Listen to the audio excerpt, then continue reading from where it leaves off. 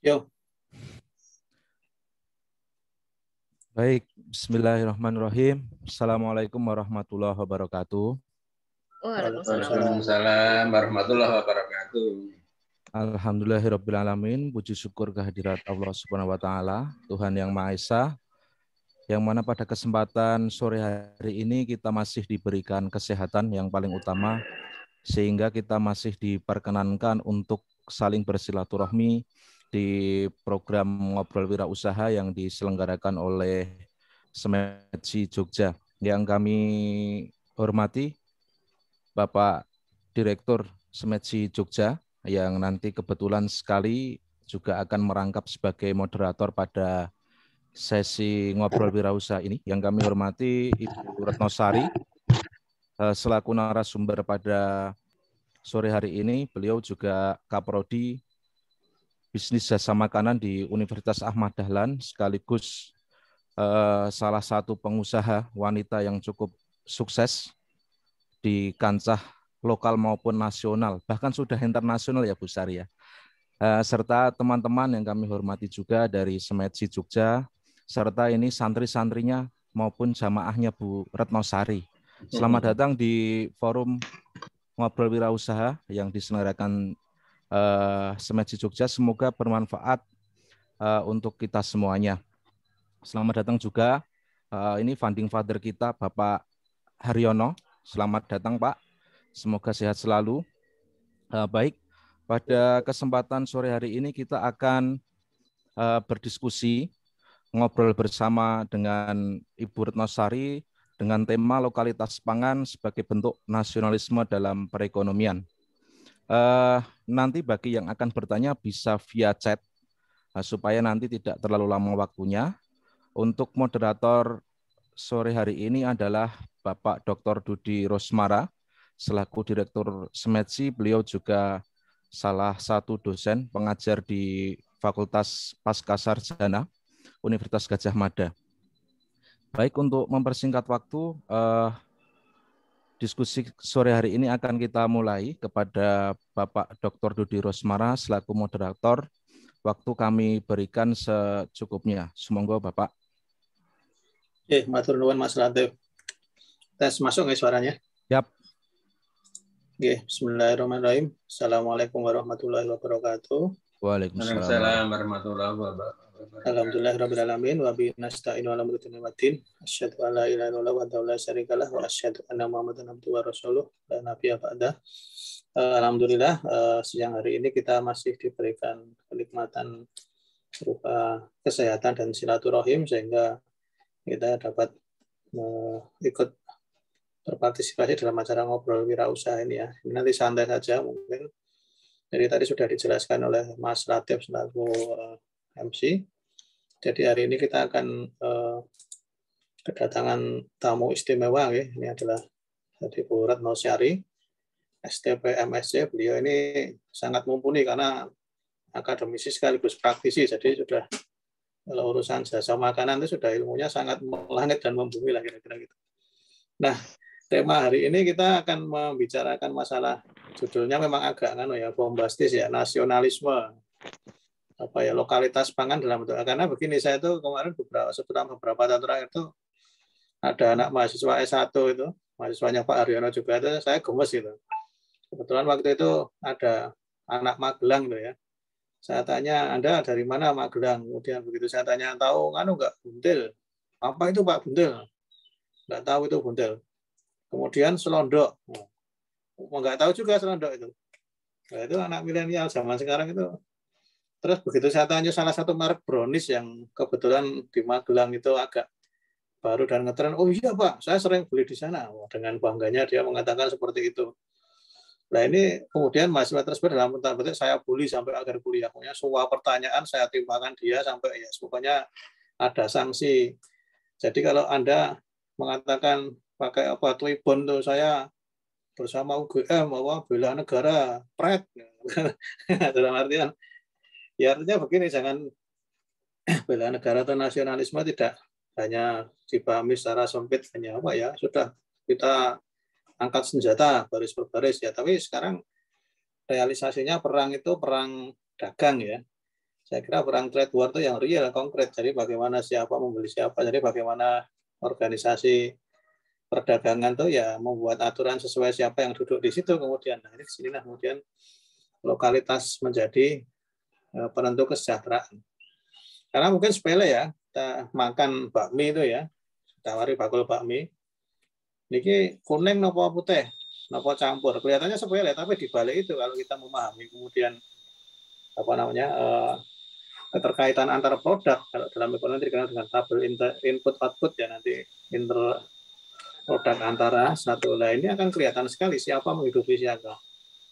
Misalkan seperti bahannya apa ya, kalau saya nggak salah seperti bihun itu kalau nggak salah dari tepung beras. Nah, kalau bakmi dari gandum. Nah, itu nanti petani mana yang disejahterakan. Sama tadi ya, brownies dengan buntil lokalitasnya. Nah, meskipun sekarang juga ada apa ya, gedok yang dalam tanda kutip ngapus sih ya di Magelang ya, dalam artian gedok bolen gitu ya. Nah, tapi gedoknya cuma kecil sekali buat ganjel itu. Intinya jual pastry. Pastry atasnya penuh topping macam-macam stroberi coklat, nah, terus di antara pastry dengan toppingnya itu diganjeli gedok sih tipis itu. Itu dikasih nama gedok bolen. Nah, ini kalau dalam international trade itu berapa apa ya? How much percent of origin-nya, kandungan lokalnya berapa. Ini saya kira penting sekali, sepele ya. Saya kira kalaupun masyarakat bisa preference atau seleranya itu kemudian digeser ya, dari yang tadinya suka gandum menjadi yang lokal, itu berapa banyak petani yang bisa dihidupi gitu. Nah, dibanding kita menghidupi petani yang jauh di sana, entah di mana, bulan Amerika. Nah, saya kira ini akan mungkin monggo kita ini saya sebagai pengantar saja selaku moderator, nanti mungkin Bu Syari akan banyak membahas lika-liku apa ya, mungkin dari sisi monggo dari sisi teknisnya apa nanti saya dibahas. Tapi intinya begini, pesan yang ingin dibawa adalah bagaimana kita bangga dan cinta dengan pangan lokal. Pangan dulu lah, pangan itu yang inventory turnover-nya cepat ya, tiap hari orang mesti makan. Kalau bicara mobil, beli mobil berapa tahun sekali, tapi begitu bicara makanan itu. Nah, itu dalam artian nasionalisme, fanatisme terhadap mengedepankan pangan lokal itu menjadi harus hal yang sangat penting bagi perekonomian Indonesia. Supaya apa ya? Supaya neraca perdagangannya bagus, kita nggak terlalu banyak impor. Syukur pangannya go internasional, ekspor, kurs menguat dan seterusnya, itu mata rantai multiplier efeknya menjadi secara makro akan sangat besar itu dan luas. Ya, saya kira ini saja dari saya selaku pengantar moderator. Selanjutnya waktu kami berikan pada Bu Syari. Monggo secukupnya. Matur nuwun. Oke, matur nuwun Pak Dudi. Bismillahirrahmanirrahim. Assalamualaikum warahmatullahi wabarakatuh. Waalaikumsalam warahmatullahi wabarakatuh. Terdengar ya suara saya? Terima kasih Pak Dudi dan juga teman-teman dari SMETSI yang pada siang hari ini memberikan kesempatan saya ya, untuk ngobrol bersama begitu, ngobrol wirausaha. Ini temu kangen ya, temu kangen SMETSI. Sebetulnya terutama di masa pandemi ini kita sangat dibatasi ya untuk bertatap muka langsung. Kemudian juga terima kasih adik-adik santri saya, itu katanya Mas Latif santri ya. Bangga disebut santri ya, beberapa masuk ya, kebetulan memang saya ada mata kuliah tentang perencanaan produk begitu. Nah, ini sekalian masuk saja ke ngobrol wirausaha. Sebentar saya ada share screen. Jadi ini kita tidak terlalu formal begitu. Jadi nanti silahkan kita saling ngobrol bareng, dan mungkin dari obrolan siang hari ini kita bisa apa ya, ada merumuskan sesuatu atau mungkin kolaborasi kerjasama atau apa, yuk kita angkat bersama-sama. Mungkin seperti itu Pak Dudi bisa kita kolaborasikan nanti. Nggih, Bu, terus. Terlihat slide-nya terlihat nggih? Oke, terlihat nggih. Terlihat. Nah, ini saya dikasih judul Pak Dudi ini, lokalitas pangan sebagai bentuk nasionalisme dalam perekonomian. Nah, ini judul dari Pak Dudi, bukan dari saya ini. Karena bombastis, nek saya mungkin ya wis pangan lokal untuk nguripi ya misalnya. Nggih, kalau kita berbicara masalah lokalitas nggih. Jadi di Indonesia ini kan kita sangat melimpah sekali ya sumber daya lokal dan relatif murah. Nah, namun pemanfaatannya masih sangat kurang terutama dalam diversifikasi dan inovasi. Sehingga perlu adanya nilai tambah untuk meningkatkan harga jual dan jangkauan pasar lebih luas. Nah, ini disinilah muncul potensi dan peluang pasar ya, baik lokal, nasional maupun internasional. Nah, ini beberapa saat yang lalu saya mensarikan ya dari beberapa isu atau tren di masyarakat. Yang pertama, orang itu mulai mencari produk yang alami, back to nature ya, baik makanan dan minuman, karena posisinya sudah mulai banyak orang yang sakit-sakitan ya seperti itu. Kemudian orang mulai mengubah pola konsumsi makan yang lebih sehat. Nah, kemudian yang ketiga ini ya, beberapa saat yang lalu muncul segmen kebutuhan khusus. Jadi ada anak-anak berkebutuhan khusus maupun penderita penyakit degeneratif yang mereka mencari sumber makanan yang bebas gluten. Nah, gluten free. Nah, gluten free ini sekitar mungkin ya 5 tahun terakhir ini menjadi sorotan apa ya, orang-orang mencari ya, yang diawali dari Eropa, kemudian orang Amerika yang ternyata mereka ada alergi ya di pencernaan karena gandum. Nah, di sini ini menarik ini di sini. Nah, terus kemudian mereka tuh mencari sumber gluten free. Di mana itu gitu ya sumber gluten free itu. Nah, intinya adalah yang non gandum. Nah, ini kemudian ditangkaplah di Indonesia ini kita punya sumber gluten free yang banyak sekali gitu ya. Nah, kemudian di sisi lain ini ya, ini contoh wedang uwuh ya. Ini pun saya mencontohkan langsung produk saya begitu ya. Jadi ada wedang uwuh, tepung-tepungan ini memiliki potensi pasar yang baik. Nah, ini saya juga mencari di Google Trend gitu ya. Contoh saja untuk kayak wedang uwuh ini ada 2.900 pencarian dalam 1 bulan. Nah, ini juga menjadi apa ya istilahnya referensi begitu. Kemudian ditambah saat ini. Nah, jadi sebelum masa Covid itu orang sudah mencari sumber gluten free, terutama di luar negeri. Kemudian kalau di Indonesia adalah segmentasi anak-anak berkebutuhan khusus ataupun para penderita penyakit degeneratif. Nah, ditambah sekarang ini masa COVID. Nah, yang terjadi apa? Orang masyarakat itu takut ya terinfeksi. Kemudian mereka menjaga imunitas tubuh agar terhindar dari infeksi, lebih tinggal di rumah, terbatas ya aktivitasnya, dan membutuhkan makanan yang bisa mendukung kesehatan. Kemudian ya ini makanya bisa delivery. Nah, disinilah tren makanan, minuman, dan suplemen sehat yang bisa menjaga imunitas, misalnya dari empon-empon. Kemudian ada tren makanan frozen food, tren makanan DIY, do it yourself, dan delivery food. Nah, di sini ini adalah peluang ya, di mana sumber pangan lokal Indonesia ini sangat berpotensi untuk memenuhi gitu. Oke. Nah, peluang pangan lokal terus bagaimana? Nah, nih pangan lokal di Indonesia ini banyak sekali ya, melimpah ya. Ini saya sarikan saja ya, berasal dari umbi-umbian ya, dari mulai singkong, garut, ganyong, gembili, uwi, ubi kuning, ubi jalar ya, ubi ungu. Oh, coba suwek, porang, iles-iles, walur. Ayo, adik-adik atau teman di sini ada ya nggak yang pernah melihat atau makan dari umbi-umbian itu? Coba yang saya sebutin tadi. Paling yang tahu singkong ya. mungkin yang familiar tuh singkong, ubi ungu seperti itu ya. Padahal kita punya banyak ya. Ya tadi ada gembili, bahkan gembolo, uwi, ganyong, garut gitu ya. Dan yang saat ini baru trennya naik ini adalah porang ya, tepung porang, konjak ya, konjak. Nah, ini baru tren. Bahkan ya kita itu sadarnya tepung porang itu ternyata dari Indonesia toh gitu ya.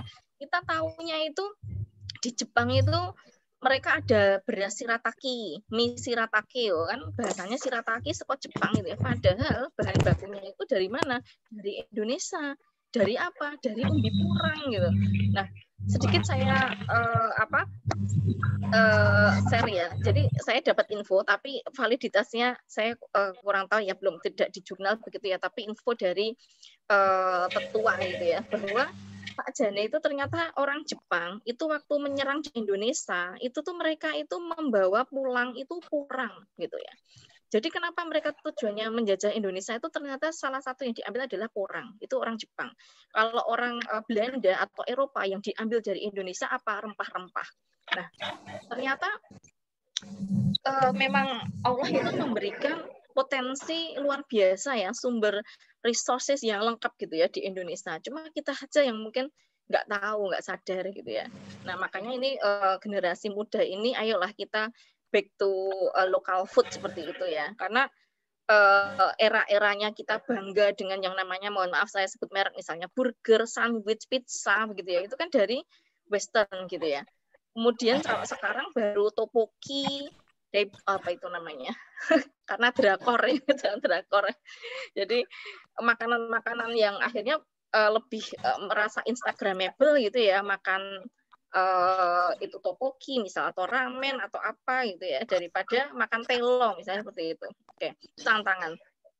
Kemudian ada rempah-rempah ya. Kemudian padi dan biji-bijian, buah-buahan dan sayur. Nah, di sini tuh buah-buah Indonesia itu termasuk lengkap ya, buah tropis ya, termasuk juga ada buah pisang ya, sukun ya, labu kuning yang itu potensial untuk dibuat tepung ya, menjadi produk intermediate yang akhirnya nanti menjadi produk turunan yang lain. Kemudian hasil ternak, hasil perikanan dan kelautan. Nah ini ya, tapi saat ini tuh masih terbatas pengembangannya ya, ini menurut saya gitu ya, karena ibaratnya seperti porang saja yang kita tahu dari Indonesia itu ekspor ke Cina, ke Korea, ke Jepang, itu bentuknya itu chips. Bentuknya chips itu apa sih? Umbi porang yang hanya dipotong-potong kemudian dikeringkan. Itu udah apa namanya? Dijual ke luar negeri udah bangga. Konsepnya 100 juta. Wow, kan sudah wow banget ya. Nah, itu sudah cukup seneng gitu ya, hanya dengan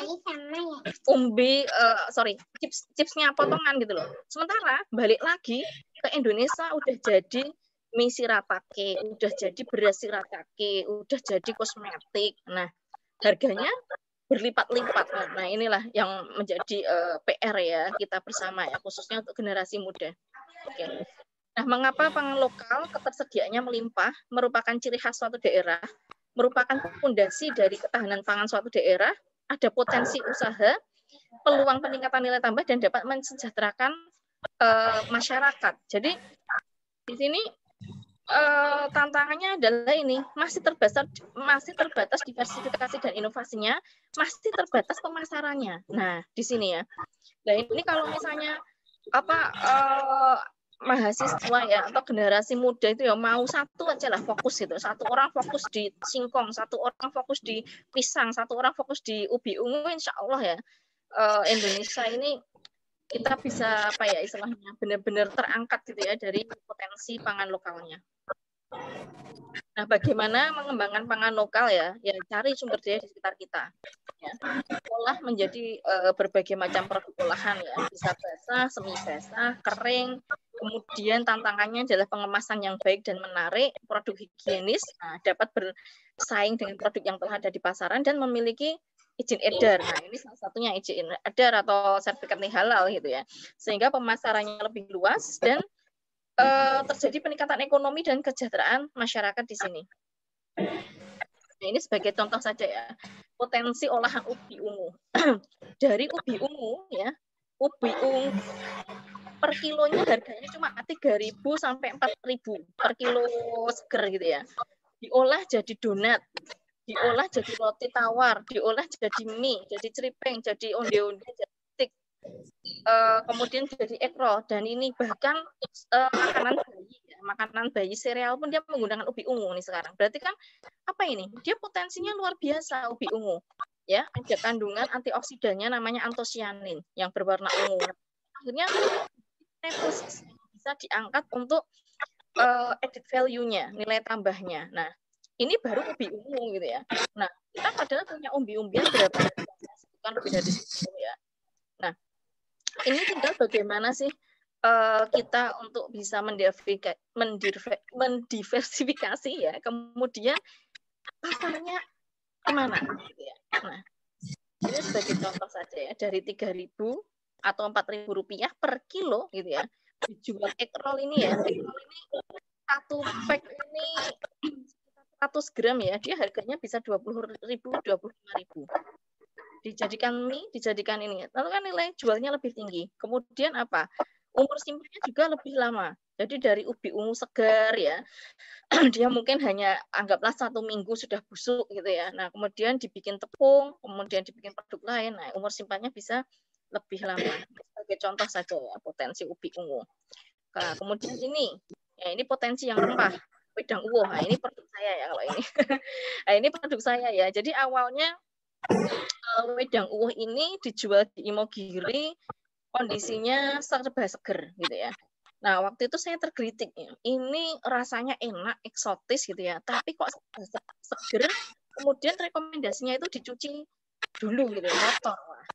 Ini kalau dibawa keluar kota nggak tahan lama gitu ya, karena bayinya bertunas, jamur. Nah, saya hanya sedikit mengubah wedang uwoh ini yang awalnya semuanya seger gitu ya, kemudian saya keringkan. Nah, akhirnya dengan teknologinya mau singkat, simpel gitu ya. Dikeringkan saja semuanya, akhirnya dari yang umur simpannya 1 minggu bisa menjadi 1 tahun. Nah, kemudian diversifikasi saya lakukan. Ada yang bentuk celup, seduh, instan, sirup ya. Nah, akhirnya ada segmentasi pasar tertentu yang membutuhkan wedang uwoh ini gitu ya, dengan berbagai macam bentuk penyajian. Nah, apa yang diunggulkan dari wedang uwoh? Nah, di sini ada komponen-komponen seperti jahe, secang, daun cengkeh, daun kayu manis, daun pala. Ini ternyata banyak kandungan antioksidannya gitu ya. Bla bla bla bla bla. Ini saya tidak akan fokus di sini gitu ya. Nah, khasiat atau manfaat yang ada di dalam bahan-bahan lokal itulah ya, yang itu kita angkat, kita isukan, dan itulah yang akan menjadi added value atau nilai jual dari produk kita. Yang itu tidak kalah, sangat tidak kalah dengan produk-produk pabrikan ya, bahkan produk dari luar negeri gitu. Oke. Nah ini contoh paket ya, saya mengubah paket lebaran atau parcel yang isinya kongguan, munde dan sebagainya, ganti wedang uwoh ya, lebih sehat. Dan ini sekarang malah jadi paket isoman. Oke. Nah ini ya, ini produk tepung-tepungan. Jadi saya hampir ada 50 macam produk ya, dari bahan lokal yang ada di Jogja, yang saya temukan di Jogja begitu, untuk diubah menjadi tepung-tepungan ya. Ada ubi ungu, tepung pisang, kacang ini talas, serut dan seterusnya. Ini sebagai contoh saja ya. Dan saat ini saya juga baru membuat tepung keladi dari Papua ya. Dari Papua dikirim ke Jogja itu. Oke, ini banyak sekali ya. Ini nggak saya tampilkan semua. Kemudian, nah ini keripik sama. Saya idealisme itu mengembangkan pangan lokal gitu ya. Nah, ini ada sejarahnya. Jadi keripik tortilla ini ya, saya mengembangkan itu ketika saya waktu itu kuliah ya, saya di semester 5. Ini menang lomba PKM gitu ya ceritanya. Idealismenya apa? Saya buat keripik ini dari jagung putih. Kenapa kok jagung putih? Jadi waktu itu saya melihat kebetulan ada burung gitu ya, kontes burung sing menang, burungnya juara itu kok dipakani ini jagung putih. Berarti jagung putih itu ada sesuatu gitu ya. Kenapa kok burung menang jadi berkicau dan sebagainya? Oh ternyata benar, jagung putih itu ada kandungan lutein, zeaxanthin dan seterusnya begitu ya. Wah, saya jadikan keripik ceritanya begitu. Nah, rasanya bangga banget ya, oh bisa bikin keripik, tortilla, dan ini menang lomba-lomba terus gitu ya. Tapi ternyata apa yang terjadi saat itu, tidak laku di pasaran. Ya, padahal saya udah bilang, wah ini tuh menang lomba, tidak mengandung MSG, tanpa 5P, tanpa pengawet, pewarna, perasa, pemanis, kayak gitu. Tapi nggak laku di pasaran. Nah, ini adalah salah satu produk yang saya sebut produk by accident. Saya tidak melihat pasar waktu itu. Karena apa? Ketika ini bentuknya snack, di pasaran waktu itu orang itu masih nyari snack yang banyak micinnya, kemudian yang warnanya ngejreng gitu ya, yang orange dikasih bumbu-bumbu premix seperti itu. Akhirnya produk ini menjadi tidak laku karena apa? Tampilannya produknya tidak menarik, rasanya kurang nendang karena tidak ada micinnya. Kemudian harganya juga lebih mahal. Nah, Tapi 7 tahun kemudian, nah ini saya bilang 7 tahun kemudian, jadi ini 7 tahun kemudian 2015, ternyata orang sudah mulai banyak yang sakit-sakitan tadi, degeneratif ya, penyakit degeneratif, kemudian ada anak ABK. Apa yang mereka cari? Ternyata camilan yang tanpa MSG, tanpa 5P.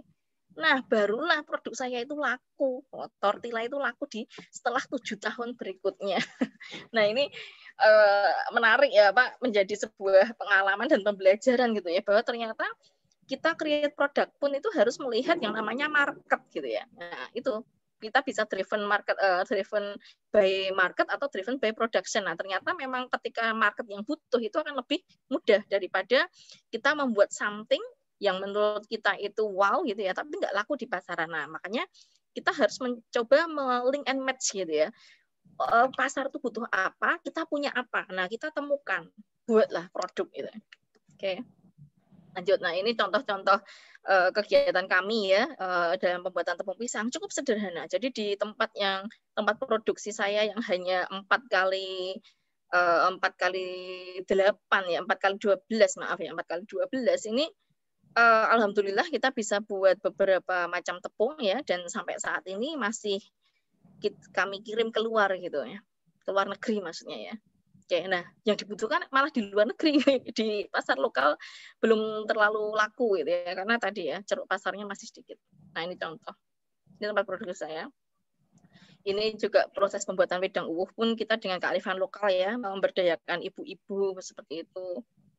Oke, nah ini. Nah, ini dalam mengembangkan pangan lokal ya, kita juga butuh yang namanya inovasi.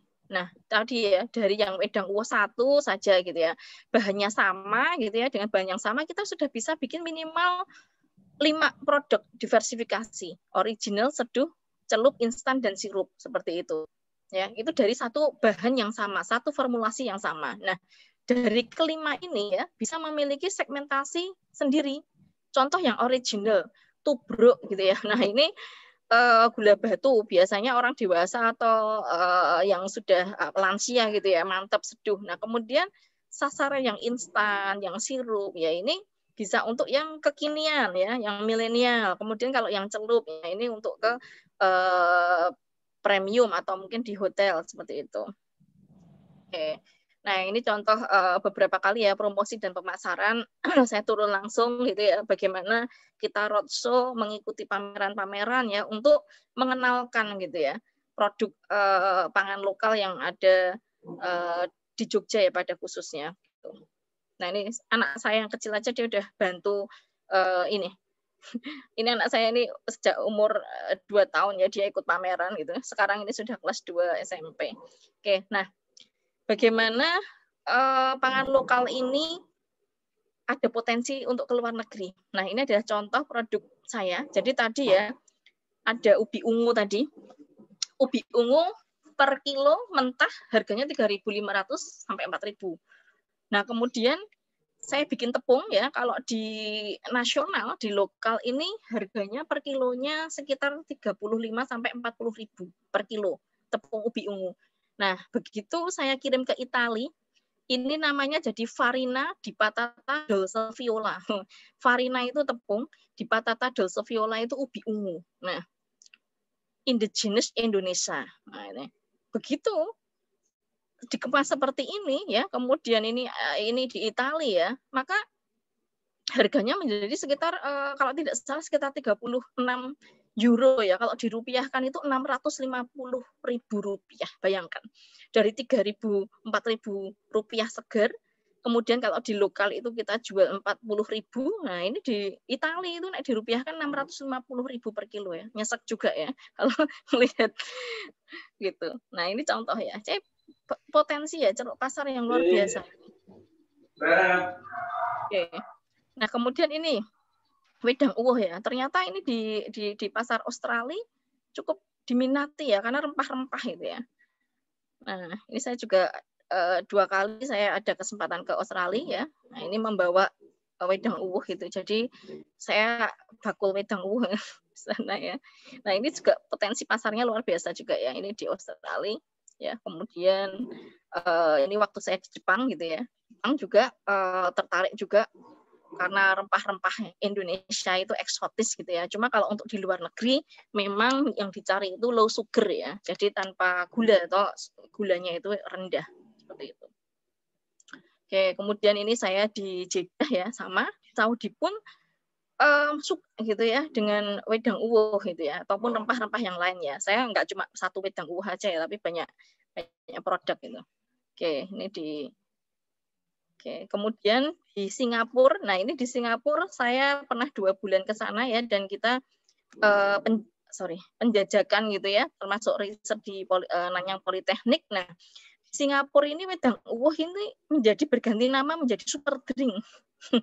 Di sana pun malah diakui, wah super drink ya, karena merasa enak gitu ya, ada khasiatnya dan manfaatnya gitu ya. Dan ini saya sampai ditawari namanya IPOS International Property of Singapore ya, tapi saya tolak gitu ya, gaya banget gitu ya, karena saya masih mempertahankan wah ini produk Indonesia itu. Kalau saya ngisi IPOS di sana nanti bisa diklaim di sana jadi super drink gitu ya. Dan ya kadang idealisme itu dijual mahal gitu ya, terjual mahal ya, artinya akhirnya ya ini super drink ini akhirnya belum saya produksi sampai sekarang gitu ya, padahal saya sudah dapat formulasinya, ini ya tinggal nanti nunggu investor ya. Oke, ini contoh saja ya, bahwa di Singapura ini kita sudah sampai uji sensoris ya, dan menyatakan oke gitu ya, sudah siap kalau ada produksi di sana pun ada yang mau pun mereka bisa gitu ya. Oke. Ini yang terakhir kemarin 2019 ya di Azerbaijan ini. Nah, ini saya di sana itu pameran 5 hari ya, tapi ternyata hari pertama itu sudah langsung sold out semua. Gitu. Apa yang saya bawa adalah seputar rempah-rempah, kemudian juga tepung-tepungan dan produk turunan dari tepung-tepungan. Jadi ada mie dari singkong, mie ubi ungu, mie pisang gitu ya. Nah, itu saya bikin benar-benar saya demokan di sana gitu ya.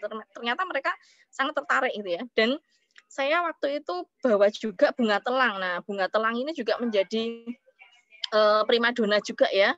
Bunga telang yang bisa warnanya biru, ungu, hijau ya. Dia ada punya sekitar 9 warna gitu ya, tergantung dari campurannya apa. Nah, itu kan sangat eksotis sekali gitu ya. Bahkan karena bunga telang itu waktu di Azerbaijan ini saya sampai 3 kali didatangi kayak jurnalis gitu ya, wartawan gitu ya, dari berita satu mereka kemudian ngomongin ke temannya, itu loh di Indonesia, di stand Indonesia itu ada minuman kok warnanya bisa biru, bisa ungu, bisa pink, bisa hijau, itu dogumun gitu. Nah, itu makanya kan sebuah potensi gitu yang luar biasa itu, dan benar-benar pameran 5 hari itu saya benar-benar 1 hari itu sudah nggak ada barang gitu ya, sold out gitu ya. Nah, itu sangat sebetulnya luar biasa sekali potensi dari Indonesia di pasar luar negeri ya, yaitu beberapa kecil saja yang kebetulan saya alami gitu ya.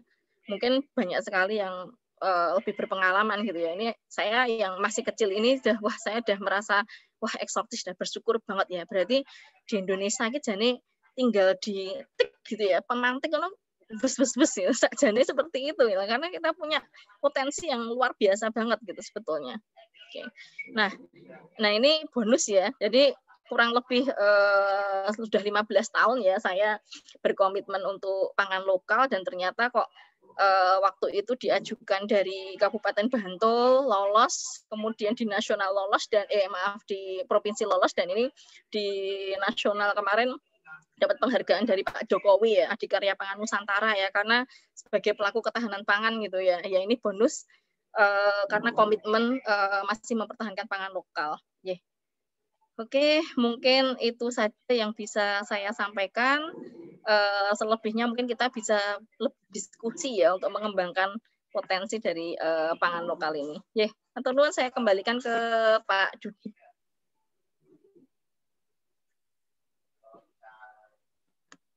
Oke, matur nuwun Mbak Sari atas paparannya yang sangat menarik tadi guys. Jadi saya kira ini contoh yang perlu kita perlu kita contoh ya.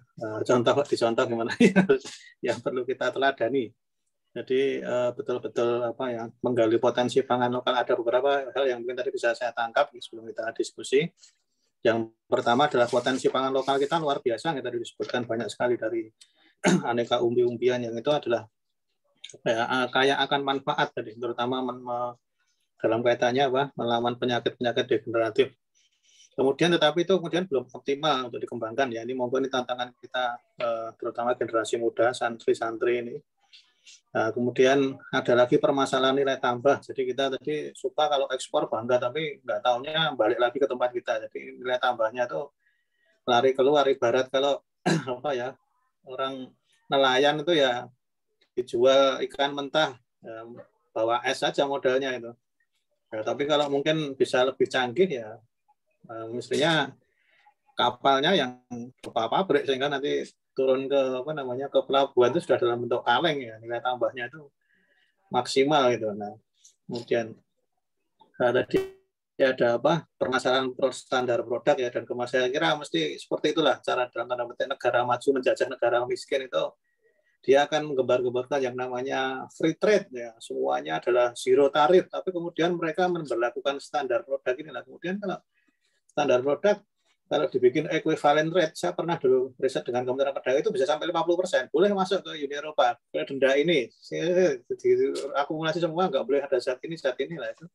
Waktu itu kasusnya mebel. Ya. Mebel, bukan makanan. Itu kalau di tarifnya bisa jauh lebih tinggi. Nah, ini seperti ini. Ini tantangan kita. Nah, kemudian belum lagi masalah hilirisasi produk unggulan tadi. Jadi produk tadi Bu Sari mengatakan di mana-mana menang, kemudian diburu wartawan, tapi kemudian begitu dijual tidak laku, yang teko ratu, yang teko. Jadi bertepuk sebelah tangan gitu. Cara orang Jawa itu tetuko dari teko ratu, yang teko. Karena apa? Kita tidak berorientasi pada ada demand oriented dan supply oriented. Jadi kalau supply oriented kita menjual apa yang kita produksi. Nah, kalau demand oriented, nah, kemudian kita memproduksi apa yang bisa dijual. Kadang-kadang itu kontras dengan idealita kita. Yang dijual tadi, yang selera generasi micin tadi ya, sementara kita punya idealisme ini ya, pangan sehat yang tidak mengandung gluten dan seterusnya. Ini kadang-kadang. Nah, kemudian perlunya mengedukasi konsumen tadi. Usia 7 tahun, saya kira itu waktu yang mungkin sebetulnya singkat untuk 7 tahun. Tapi sekarang memang saya termasuk senang di Jogja ini ya, Jogja Solo itu kan sekarang sudah generasi muda itu mulai kembali ke selera jadul ya. Kalau dulu mungkin suka kok yang makanan franchise asing itu, yang itu kalau orang di sana malah dulu waktu Obama kampanye itu kan dia makan burger itu masih jadi olok-olokan. Nah, sekarang sudah kembali ke yang makanan jadul itu ya. Jadi jangan lompong atau kuliner yang pakai kayu itu, yang justru mengedepankan kekemproan. Nah, nanti monggo dari bisnis dapur itu kalau nggak kempro itu katanya nendang gitu ya. Kalau mesti sampai kalau kuliner kok kompor gas resik kincling lagi mesti enak, tapi dapurnya ngelangkes ireng itu katanya wah ini jaminan nendang tadi. Tapi nggak tahu ini masuk yang health dan micin tadi atau gimana. Nah, kemudian tadi ada kreativitas product differentiation ya, untuk memperluas segmen pasar tadi, karena kita nggak hanya tadi contohnya tadi wedang woh itu dari satu bahan bisa didiferensiasikan menjadi 5 macam sirup yang original, yang model seduh dan seterusnya. Nah, menarik sekali. Saya kira monggo ini mungkin poin penting yang bisa saya tangkap itu. Nah, monggo sekarang saya buka termin penanya. Monggo bisa langsung menanyakan dengan atau dengan chat. Monggo ini tidak tertutup santri-santri Ahmad Dahlan ini. Jadi jangan malu-malu ini kemudian karena nanti takut nilainya jelek terus nggak berani tanya, ini justru. Saya tidak pernah ngasih nilai jelek ya. Ya. Nah, itu tadi Pak Dudi memang sambil menunggu pertanyaan ya, mungkin kita diskusi gitu ya. Tadi saya juga ada Pak fenomena yang menarik begitu ya. Jadi ketika saya lepas dari pameran luar negeri gitu ya, mesti ketika ditanya kesimpulannya apa gitu ya, saya tuh jawabnya spontan. Kesimpulan saya adalah perkuat pasar lokal. Yeah.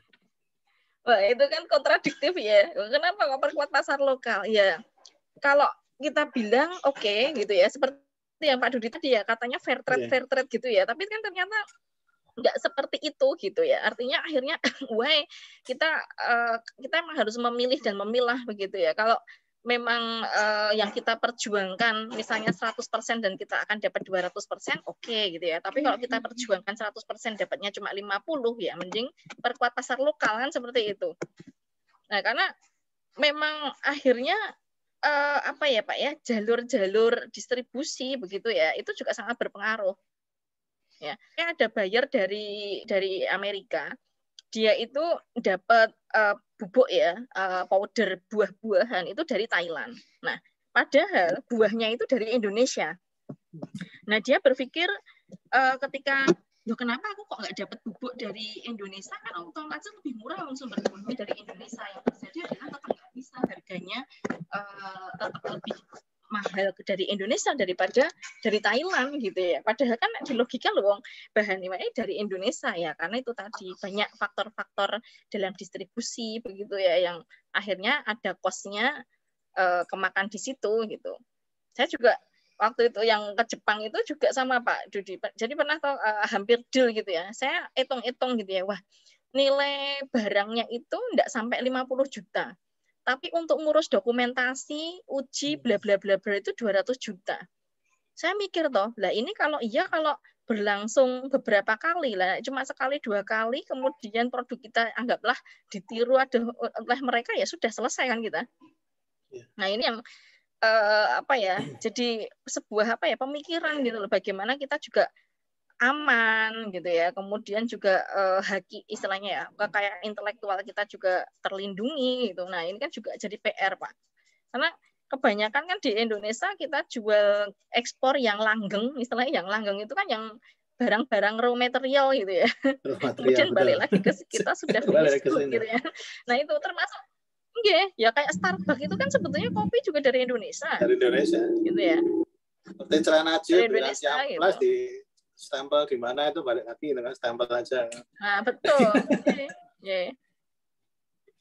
Iya, memang gitu. Jadi memang ada semacam masih ada lag ini yang mungkin harus kita pikirkan. Jadi barang yang berkualitas tinggi tadi memang segmennya segmen justru high class di negara maju, tapi kita dapat permasalahan tadi kendala ekspor dan aneka macam cost tadi ya, transaction cost-nya itu tidak kemudian murah gitu. Sehingga memang mengedukasi pasar lokal itu jadi salah satu kunci. Monggo silahkan Pak Haryono. Iya, betul Pak. Iya. Matur nuwun Pak Dudi, Mbak Sari. Menarik sekali nih paparannya. Saya termasuk salah satu penggemar wedang rempah-rempahan ini. Sudah lama nggak order Pak? Sudah lama nggak order. Maka tadi waktu tayang tadi saya kok kayak pernah beberapa kali mencicipi. Sekarang ganti yang lebih fresh, Mbak. Jadi istri saya godok sendiri. Jadi sebenarnya menarik sih kalau dari yang tempatnya Mbak Sari ini kan tinggal di Sedu ya. Biasanya kita tiap malam itu tanggungan. Nah, ini kembali ke ketahanan pangan ya, terutama makanan lokal ya. Jadi saya setuju bahwa memang kita sebenarnya kaya raya, tapi saya nggak tahu apakah karena saking kaya rayanya kita itu akhirnya kita itu menjadi tidak terlalu fokus pada kekayaan yang kita miliki, malah kadang-kadang ya kalau mungkin Budi sama saya itu kalau seringkali guyonan kalau dukun itu di sekitarnya tuh nggak ada yang tahu. Rabayu. Ramandi. Ramandi, gitu kan. Dukun Ramandi. Tapi coba yang orang jauh mencit malah gulai. Dudi saiki mati dadi dukun to. Pengpaitan akik tok padahal. Pengpaitan akik kesut-kesut ke Ramandi gitu kan. Oke, saya mau aja istilahnya mungkin dari pengalaman Mbak Sari ya terkait dengan pengembangan produknya yang tadi sudah cukup variatif juga. Saat ini kan kita itu nggak bisa mengabaikan kondisi ya bahwa yang namanya transaksi jual beli, kalau dulu perusahaan atau produsen itu selalu patokannya adalah mass production ya. Jadi bagaimana dia memproduksi sesuai dengan mungkin hasil kajian mereka, mencoba mengidentifikasi apa kira-kira menurut produsen itu apa yang bisa laku, ya. Kemudian dia produksi massa, dipasarkan, dan ibaratnya konsumen nggak ada pilihan, ya dia yang ikut gitu. Tapi kalau kita lihat tren sekarang ini kan orientasinya bergeser ke customer driven, ya. Termasuk terakhir Mbak Sari menyampaikan di beberapa negara di luar negeri cenderung meminta yang tadi misalnya model seduhan, kemudian yang low sugar, atau mungkin katakanlah malah plain, ya kan. Kalau di Jepang itu malah biasanya mereka lebih senang yang betul-betul natural gitu ya kan. Jadi malah nggak perlu banyak pernak-pernik variasi. Tapi ini kayaknya agak berbeda ya kalau kita mau memenangkan persaingan di pasar lokal kita. Kalau kita lihat kalau sekarang ini trennya mau nggak mau kita harus memahami pola perilaku konsumen atau bagaimana selera konsumen itu yang kemudian kita penuhi.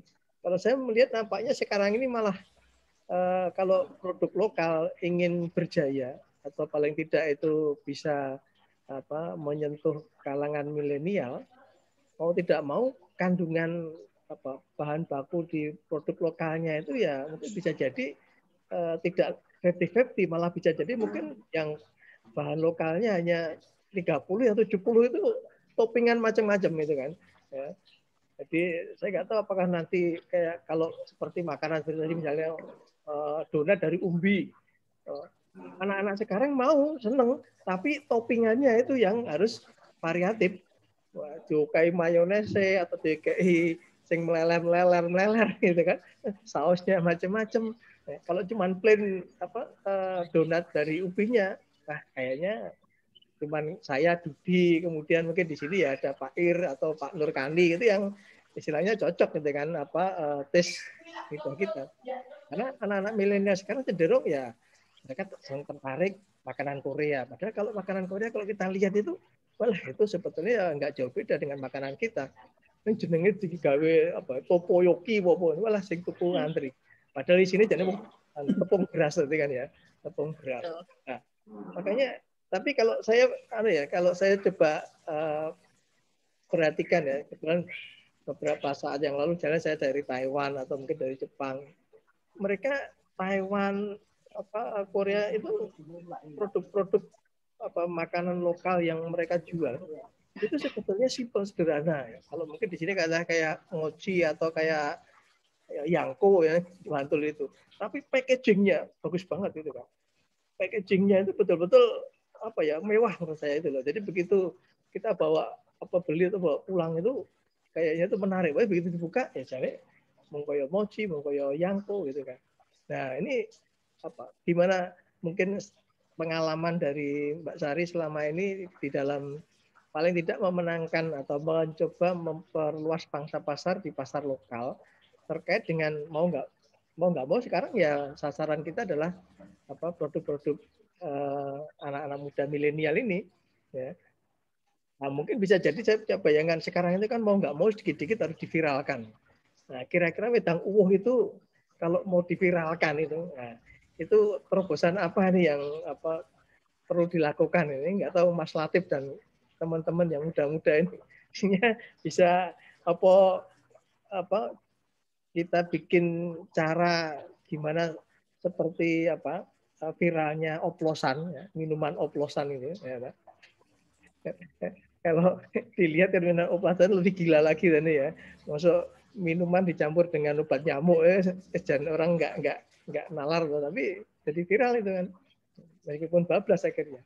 Nah, mungkin Mbak Sari punya pengalaman atau mungkin juga rencana ke depan atau strategi. Kalau saya setuju ini bagaimana ketahanan pangan lokal khususnya itu bisa kita tingkatkan, bisa kita menangkan di dalam negeri. Sama seperti sebetulnya yang susah kita hindari kan produk-produk yang berbahan baku gandum. Padahal sebetulnya gandum ini kan bisa diganti dengan umbi-umbian tadi. Nah, tapi gimana merubah selera taste yang dari gandum kemudian bisa geser ke umbi-umbian. Nah, saya nggak tahu apakah juga menjadi problem itu kontinuitas pasokan dalam negeri, karena selama ini beberapa kali juga kalau ketemu dengan teman-teman yang mau mereka mencari ya istilahnya bahan baku lokal itu, mereka sering mengatakan kesulitannya itu mendapatkan bahan baku dalam jumlah besar yang terstandarisasi. Jadi petani kita maunya nanam dewe-dewe, tidak ada standarisasi. Nah, tapi pengepulnya kesulitan, dia akan memenuhi kebutuhan untuk yang terstandar. Oke, saya kira mungkin itu dari saya, matur nuwun. Pak Riono. Pak Riono, monggo langsung dijawab Mbak Sari. Ya, itu memang PR kita, Pak. Jadi saya itu mungkin total sudah 15 tahun ya sejak saya jadi mahasiswa sampai sekarang itu nggak tahu kenapa kan memang kayak punya apa ya greget gitu loh sama pangan lokal gitu ya. Jadi saya pribadi ada idealisme mengembangkan pangan lokal. Itu pertama idealisme loh Pak ya. Tapi ternyata idealisme ini orang marai sugih Pak. Marai sugih gitu ya. Lah itu tantangannya. Ngene-ngene iki wae ya paling-paling ya mau dapat penghargaan dari Pak Jokowi wis kuwi ora oleh modal mah ya. Ya artinya apa kadang ya memang kita idealisme berbenturan dengan kenyataan gitu ya. Nah, mungkin PR terbesar untuk pangan lokal itu adalah delicious-nya memang. Kalau misalnya dibandingkan dengan terigu tadi ya. Ibaratnya memang terigu itu secara enak ya, lidahnya kita kan wis lidah terigu gitu ya, kayak sama kayak lidah micin gitu ya. Jadi untuk membuat pangan lokal sedelicious istilahnya olahan terigu atau gandum itu ya itu memang menjadi PR. Itu yang pertama ya. Yang kedua sebetulnya apa ya Pak, sudah banyak ya menurut saya sih teman-teman juga yang pelaku pangan lokal itu mencoba untuk menangkap peluang gitu ya, namanya fusion. Jadi fusion itu adalah memadukan yang tradisional dengan modern ya, mungkin memadukan yang lokal tadi dengan yang modern ya, mungkin fusion tadi ya. Nah, cuma tadi yang kayak dikatakan Pak Dudi tadi bolen gedok itu ya, ternyata ya gedok emang saumprit dilapisi lagi terigu dan atasnya topeng-topeng ya, tapi memang ya itulah pasar milenial khususnya ya yang digoleki ya sing kayak ngono gitu ya. Nah, kalau saya sendiri berpikir begini, ya memang ada segmentasinya gitu ya. Jadi memang segmentasi yang original ya istilahnya heritage yang memang benar-benar orang nyari, yang dicari itu apa? Aslinya gitu, resource aslinya. Ini memang benar-benar original sing tanpa BTM ya, tanpa bahan tambahan makanan, tanpa pengawet dan seterusnya. Seperti itu ada pasarnya juga gitu ya. Nah, cuma kan bagaimana kita goleki to sakjane iki sapa to sing butuh gitu ya. Nah, kemudian kita juga ada kalau kita memenuhi tadi milenial ya memang kita harus bertransformasi istilahnya apa ya? Ya mengubah, menyesuaikan gitu ya, menyesuaikan bagaimana si pangan lokal ini dikemas menjadi milenial sehingga disukai oleh generasi sekarang kan seperti itu. Ya ini memang akhirnya menjadi menurut saya sih Pak ya menjadi segmen pasar yang berbeda gitu dan otomatis juga peluang juga ya misalnya kayak wedang uwuh itu ya di milenial tuh ya jadi wedang uwuh latte misalnya wedang uwuh sparkling gitu wedang uwuh ferment apa namanya karbonasi ya, seperti itu sebetulnya ya bisa sih gitu ya artinya ada rasa gitu strawberry ya baru mana uwuh rasa strawberry rasa jeruk sama rasa melon ya itu oke lah ide-ide kayak gitu bisa ya karena namanya kembali lagi sih kayak saya melihat ke segmen pasarnya. Nah saat ini tuh saya juga baru bekerja sama dengan beberapa teman yang di digital di apa ya yang dia sudah punya banyak produk di digital marketing ya pemasarannya dengan digital marketing itu kita tembaknya itu ke isu gitu Pak Haryono. Jadi sebagai contoh ya isu asam lambung saat ini kan orang asam lambung banyak gitu ya. Apalagi masa pandemi gitu ya orang yang punya asam lambung jadi naik semua. Nah kita punya nih solusi apa umbi Garut. Nah umbi Garut ini cocok untuk asam lambung mah. Nah akhirnya kita jualnya akhirnya isu gitu ya. Ya at least terlepas dari masalah apa ya rasa begitu ya. Nah ini kembali lagi ke segmentasi menurut saya ya. Kalau orang wis butuh goloro ya dia nggak akan mikirkan rasa. Saya termasuk salah satu yang mempromosikan tepung Garut, Pak. Karena pengalaman istri saya 2 tahun yang lalu itu sudah ibaratnya dengan obat-obat nggak bisa sembuh, selesai seminggu lagi kumat lagi. Ya. Sampai ada teman setiap bulan itu mesti ke JIH, ke rumah sakit. Nah, akhirnya kebetulan saya dikasih tepung Garut itu dari teman di daerah Pajangan, Bantul sana. Kemudian saya kasihkan istri, awalnya juga ditolak, opo musuh iso mari gitu kan. Ternyata betul itu yang mengembalikan recovery. Nah, sampai sekarang tiap hari kita itu di rumah pasti ada sediaan tepung Garut. Dan kalau ada orang mengeluh sampai yang namanya GERD gitu, saya bilang wes kalau mau pengen mari ini tepung Garut. Nah, cuman saya belum pernah nyoba ini tepung Garutnya dari Mbak Sari yang. Ya, jadi saya tepung Garut itu alhamdulillah ya setiap hari keluar sih ya. Tapi memang saya jualannya online dan tadi memang spesifik. Emping Garutnya punya nggak, Mbak? Gimana? Emping Garutnya punya nggak? Kalau emping Garut enggak, Pak. Jadi saya sekarang mengembangkannya pati Garut murni, kemudian cookies ya, biskuit Garut, kemudian mie Garut sama snack bar, sama flakes. Nah ini tapi ya tunggu nanti kalau launching saya kirimi. Brandnya sama Progress itu ya? Ya diproduksi Progress tapi mereknya beda-beda nanti. Dijual di marketplace ya atau anu? Ya. Dicoba nih. Ya sudah ada nanti insya Allah akhir bulan inilah Pak launching ini karena ya belum kalau yang pati Garutnya sudah ready tapi produk turunannya ini insya Allah akhir bulan ini launching gitu ya karena itu tadi akhirnya kan mainnya di isu tadi ya ternyata memang segmentasi khusus gitu kan arahnya untuk ke asam lambung kemudian juga misalnya untuk ke cancer untuk ke diabetes tipe 2 nah seperti itulah akhirnya peluang si pangan lokal ini akhirnya menjadi spesifik gitu bisa mungkin untuk kesana. Pak kalau boleh usul pricing ya kadang-kadang orang itu saya bilang ini tepung Garut itu murah meriah loh sebungkus cuma 25.000 30.000 ya. Malah pada mikir mosok itu tepung mari cilaka ternyata ya betul Pak mungkin makanya apa ya saya bayangan saya mungkin perlu di packaging yang menarik gitu kan itu larang kan ya betul Pak Haryono tepung beli pati Garutnya dapat harga berapa Pak Haryono per kilo? Saya biasanya paling sekitar berapa ya 30 ribuan per kilo ya? Per kilo ya. Oh kalau beli di saya 100.000 Pak per kilo. Saya langsung dari dari pengrajin. Loh, saya juga pengrajin nih sama, 100.000 saya jual. Iya Ya, kurang larang Mas, nyerah mandi kurang larang sebab. Nah, itu kurang larang. Ya gunaku keyakinan Dut, tadi murah ya mandi Dut. Iya. Larang dongane produsennya gimana? Iya, jujur saja ya dari tepung-tepung yang saya jual, yang saya produksi, yang akhirnya dalam tanda petik bisa saya jual mahal itu adalah pati Garut, Pak. Karena ada isunya tadi ya, gitu ya. Ya terlepas ini akhirnya kok orang sih nawar gitulah intinya. Saya jual 100.000 itu sebenarnya juga uji coba juga gitu ya.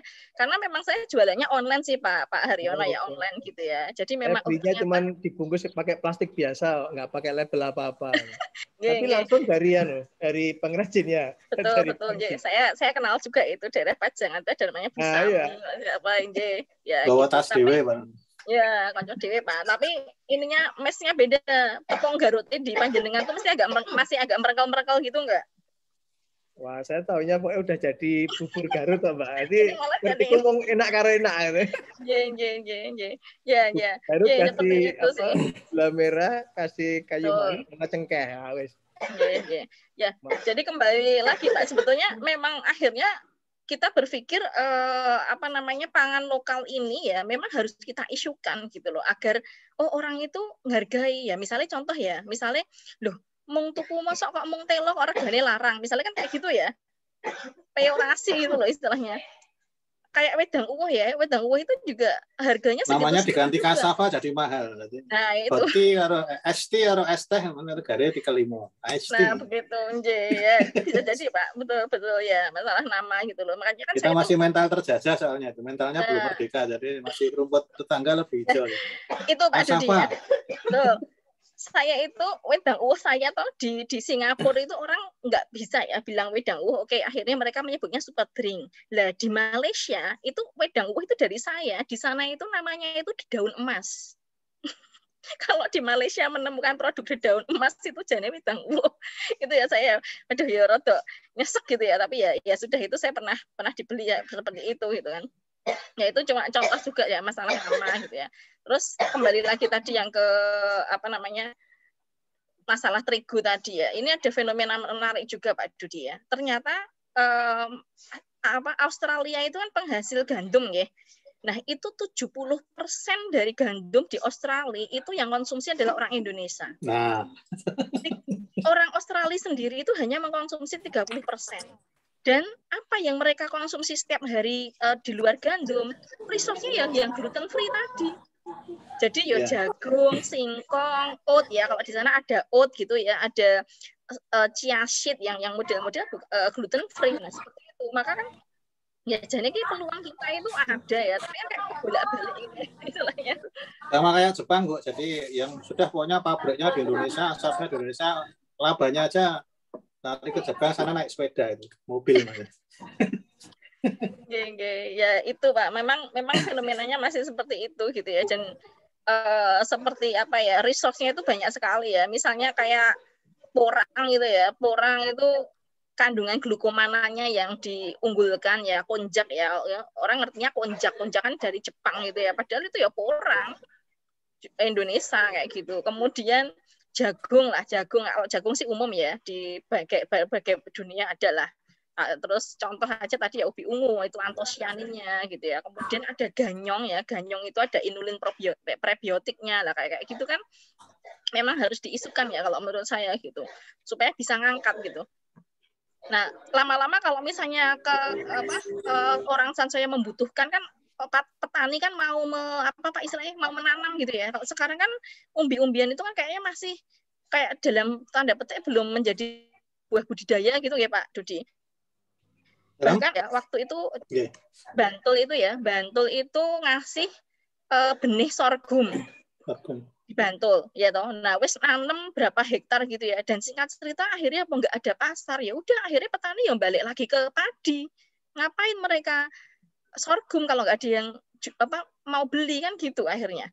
Nah, itu kan memang perlu berbagai pihak menurut saya ya untuk bisa lokalisasi produk lokal ini untuk apa ya ibaratnya untuk ketahanan bersama gitu menurut saya ya. Saya itu hanya sebagian kecil saja gitu, dan itu pun saya merasakan ada kendala itu di harga raw materialnya. Ini sebagai contoh ya. Tepung pisang saya produksi tahun 2009. Itu saya tepung pisang itu saya jual 7.000 per kilo, itu saya sudah badi 2.000. Jadi kan HPP-nya 5.000 nggih. Oke lah badi 7.000.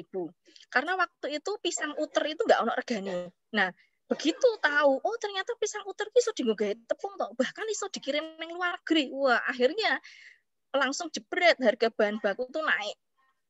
Dan sekarang saya tepung pisang saat ini itu di angka 35.000, 40.000 itu wis mepet.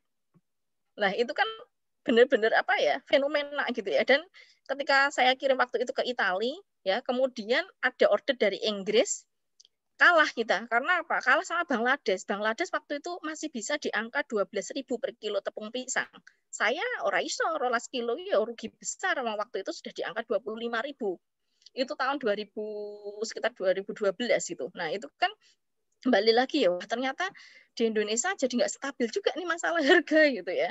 Ya mungkin bisa jadi memang saya bukan petani langsung, saya tidak punya lahan gitu ya, dan saya membeli. Nah itu kan, ya itu salah satu hal kendala lah. Seperti kayak jahe juga ya, jahe itu kan luar biasa. Saya produksi pertama wedang uwuh itu tahun 2008-2009, harga jahe per kilo itu masih 3.500. Sekarang itu per kilo basah itu bisa di angka 50.000. Kan luar biasa.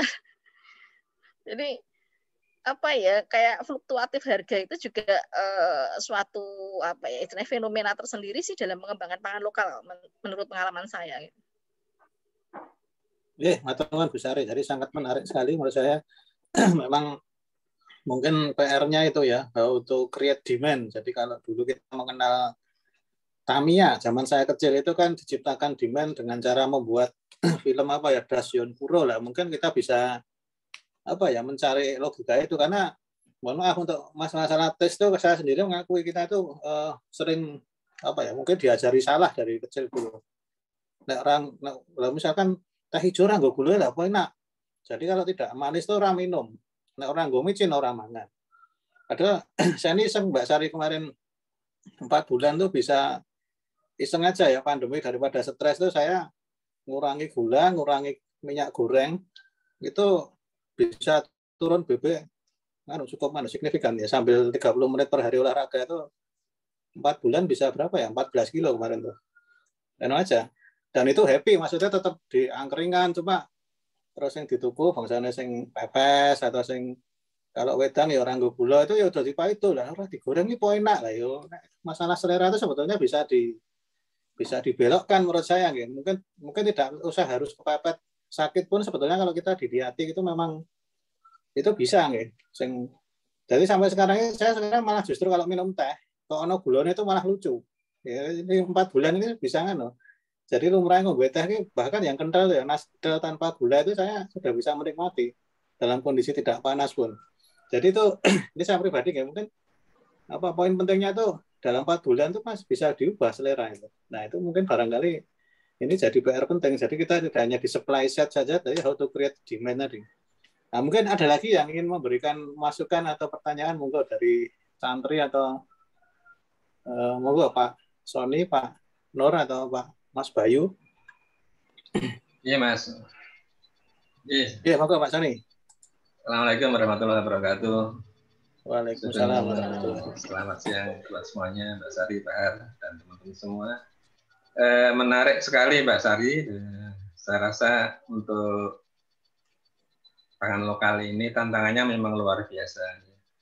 Jadi selain dari dalam negeri sendiri juga karena produknya kurang laku atau nilainya rendah, jadi teman-teman petani dan juga pengrajin itu lama-lama juga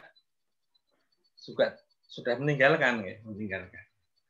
Sehingga kalau kita nanti ada pengembangan pasar tanpa dilandasi dengan suplainya, persiapan suplai juga nanti booming, katakanlah kampanyenya Bu Sari ini berhasil. Nah, tapi nanti kalau suppliernya bahan baku sulit juga sudah lagi Bu, sudah masalah lagi.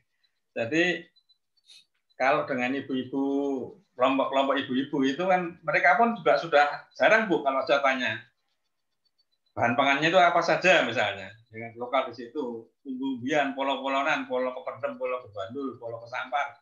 Mereka nggak tahu lagi Bu, tinggal menyebutkan beberapa poin saja, tapi kalau yang lokal di situ ada, pun kadang-kadang sudah mereka abaikan dan tidak tahu cara mengolahnya. Nah, sehingga kita perlu juga ini untuk mengedukasi mereka kembali. Jadi bagaimana mengubah pisang menjadi tepung, mengubah lili menjadi tepung, garut menjadi tepung, dan lain-lain itu caranya dengan metode yang sederhana. Mungkin dengan kasava kemarin dengan fermentasi itu kok kayaknya rodo ribet, nah misalnya itu. Tapi dengan kemarin di turis saya lihat kok di sisip-sip kayak orang bikin gadung. Ternyata pregel. Nah, pregel yang ini apa ini Pak? Bu, pregel Pak. Saya sendiri malah nggak tahu pregel itu apa. Nah, mumpung ketemu dengan Mbak Sari sekarang seperti apa teknologi yang mereka bisa mengadop dengan sederhana. Nah, kemudian juga ini peran pemerintah itu ternyata juga sangat penting ya, ketika kita mau jualan keluar itu seperti yang dibilang Mbak Sari tadi, bahan bakunya 50 juta, tapi perizinannya sampai 200 juta. Itu sama seperti kemarin kasusnya awal-awal dikembangkan minyak apa itu virgin coconut oil sama Pak Bambang itu juga seperti itu. Ketika ada permintaan dari luar, perizinannya ya nggak bisa mengirim ekspor keluar karena waktu itu VCO itu masuk kategori produk apa belum ada poin registernya. Jadi mereka masih kesulitan untuk mengizinkan keluar. Di sisi lain, ketika Pak Bambang memberdayakan petani di Galur, ya banyak juga yang curang, artinya proses SOP-nya banyak dilanggar. Ya. Orang kena di PP misalnya, di PP atau di mana sih sudah cepat. Saya rasa seperti itu ya, jadi banyak sekali yang harus kita kerjakan untuk pengangkatan pangan lokal ini, meskipun peluangnya juga luar biasa. Ya. Jadi mungkin untuk menarik generasi milenial ya dengan istilah-istilah tadi seperti Pak Dudi yang bilang tadi, kalau es teh menjadi ST itu sudah meningkatkan produk harga. Jadi monggo Mbak Sari, masih perjuangan masih panjang Mbak, tetapi insya Allah apa yang dikorbankan Bu Sari ini tidak akan hilang Mbak. Mungkin putra putrinya Mbak Sari nanti yang akan meraih kejayaan kalau istiqomah di bidang ini. Terus Mbak Sari, saya rasa itu. Jadi mohon juga nanti buka kelas-kelas yang sosial Mbak. Jadi kita bisa kumpulkan ibu-ibu di seluruh DIY ini untuk bisa mengikuti kelasnya Mbak Sari. Ya kelas-kelas sosial untuk bikin tepung-tepungan tadi. Terus Mbak Sari. Assalamualaikum warahmatullahi wabarakatuh. Pak Sony. Ini Pak Sony itu juga pernah jadi supplier seres saya. Juga lanjut ya. Sudah diganti Bu? Sudah diganti padi lagi? Itu kan. Lahannya sudah ganti. Padi lagi yang akhirnya ya sudah padi lagi. Primer ya. Ya itu saya juga kadang tantangan juga ya saya istilahnya ya gawe konsep dewe kan agrososio technopreneurship gitu ya. Nah kadang-kadang terjebak juga seperti ini.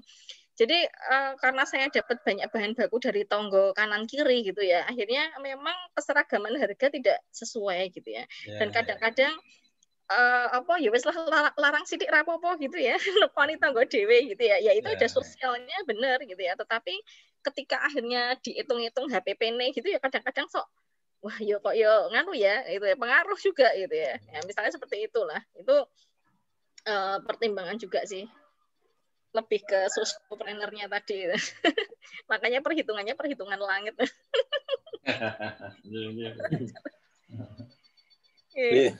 Atau nuan. Itu nggak, saya kira tadi masalah tantangan tadi ya, ada dari tantangannya itu untuk lokalitas pangan tadi dari sisi supply-nya sendiri dan demand-nya ini memang betul. Mungkin ini menarik Mbak Sari kalau dibikin serial yang khusus pangan lokal itu sepertinya nggak ada habis-habisnya ini. Betul. Mungkin next bisa didatangkan ke yang pakar marketing bagaimana how to create demand tadi supaya bagaimana framing-nya lah, sehingga misalkan ya yang keren tuh yang jadul. Yang keren tuh bukan yang bergelimang harta tapi yang misalkan yang zuhud misalkan, atau yang keren tuh yang nature gitu, yang prosesnya simpel, tidak banyak bahan-bahan tambahan yang itulah. Mungkin barangkali itu bisa ya. Ya memang betul, saya sendiri Mbak. Anak saya usia anak saya itu ya dengan saya seleranya jomplang, bapaknya senangannya pecel itu. Tapi kata cucu kalau di warung-warung yang itu macam di pakem itu cucu pasti ya mereka stylenya yang itu rice bowl industrial ya. Biasanya itu industrial ya, itu anak saya juga gitu yang udah. Bagaimana rice bowl di sini wedang lah itu mungkin barangkali. Moga ada lagi yang lain Bapak Ibu sekalian, masih ada cukup waktu ini.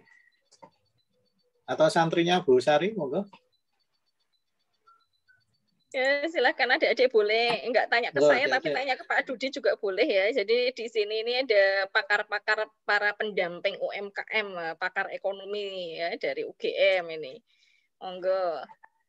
Silakan adik-adik kalau ya enggak harus tanya ke saya, boleh loh ke Pak Dudi, ke Pak Haryono, ke Pak Sony. Tuh. Monggo nanti nilainya ditambah yang tanya. Bonus nilai. Biasanya itu kan tanya kan dikasih produk gitu Pak. Kemarin udah pada nanya kasih produk gitu ya. Tapi produknya belum sampai ya, soalnya PPKM. Delivery. Oke, monggo Pak Ir atau Pak Nurkani, monggo. Barangkali. Monggo Pak Nur. Oke.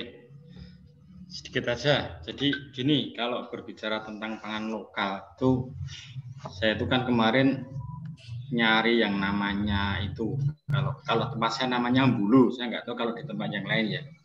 Bulu itu bentuknya kayak apel, nanti kalau di atasnya ada durinya, marung bahasanya. Itu sampai sekarang saya nyari juga di pasaran pun juga sulit. Jadi saya ingin mengatakan sebenarnya produk-produk pangan lokal kita itu sudah banyak yang punah. Kemudian tak pelajari juga kasusnya tiwul instan.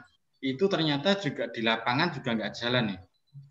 Gatot instan itu yang produk Wonosari itu juga tidak jalan gitu. Walaupun sebenarnya kan itu bagaimana mengangkat pangan lokal kan di situ. Terus kasusnya si Cokro apa itu namanya? The Tela Cokro apa gitu. Tela Cokro. Itu sudah bagus. Dia langsung menembak segmen atas dan produknya saya akui sebenarnya produknya juga bagus itu. Cuman yang saya heran kenapa itu juga tidak bisa bertahan lama. Dulu pernah itu di mana itu di bandara dia sudah masuk, terus di gerai-gerai yang Mirota dia sebenarnya sudah masuk, tapi kok kenapa itu juga sekarang hilang gitu. Jadi mungkin yang menjadi pertanyaan saya khususnya untuk produk-produk pangan lokal itu, apakah enggak sebahas tadi kan mengambil segmen yang berbeda ya. Kalau saya gimana kalau sekarang enggak usah berpikir yang mahal dulu, tapi yang penting payusik gitu loh, produk lokal gitu. Ini kira-kira mungkin pendapat teman-teman yang lain gimana? Jadi yang penting bagaimana pangan lokal itu terangkat dulu gitu. Entah itu arep nggawe apa ya monggo, tapi kita mulai dari bagaimana pangan-pangan itu bisa bermanfaat, dibuat, kemudian ya mungkin harganya terus terang masih murah gitu loh. Tapi kan nanti kan ke depan menjadi sebuah industri mungkin tahun keberapa gitu. Maksud saya kenapa kalau kita nggak mengarah ke yang penting laku dulu gitu. Monggo gitu, matur suwun. Monggo dijawab cari yang praktisi nih sepertinya. Iya, ya tadi ya Pak, katanya jawabnya perlu berseri-seri juga ini. Iya. Ya karena menarik gitu ya, dan kayak apa ya, saya sendiri juga belum kayak menemukan sebuah kunci gitu ya, kata kunci sakjane iki pangan lokal itu akhirnya itu nanti ditariknya itu kemana sih gitu loh istilahnya. Nah tadi gini Pak Nur, bener istilahnya yang penting payusik gitu ya. Nah kalau kondisi payusik itu ya berat juga gitu sebetulnya untuk UMKM gitu ya, karena kita kan cenderung apa ya istilahnya marginnya juga kecil gitu ya Pak ya. Itu yang pertama. Yang kedua, contoh ini mokaf ya. Pernah ya tak tahu tepung mokaf? Pernah dengar ya? Nah, hampir buat saya itu. Nah, tepung mokaf itu kan dari singkong, dari kasava. Nah, dulu asal muasalnya kenapa muncul tepung mokaf itu aslinya sebagai substitusi gandum. Nah, gandum ya waktu itu kan di harga 5.000-an, 5.000 7.000 ya. Anggap aja 10 tahun yang lalu. Nah, si tepung mokaf ini waktu itu harganya juga masih bisa plus minusnya gandum gitu. Jadi di angka 5.000 7.000-an. Nah, berarti ketika dia bisa menjadi substitusi gandum ki regane iki padha gitu ya. Nah, kenyataannya sekarang adalah tepung mokaf ini paling murah itu di angka 18.000. Saya jual aja 25.000. Nah, akhirnya kan sekarang gandum regane tetap ya, enggak mahal ya. Berapa Pak Nur Kani jual gandum? Kalau yang lepasan tuh paling 6,5. Tuh 6.500. Padahal mokaf yang dulu awalnya untuk mensubstitusi gandum yang 5.000 sekarang anggaplah di angka 25.000.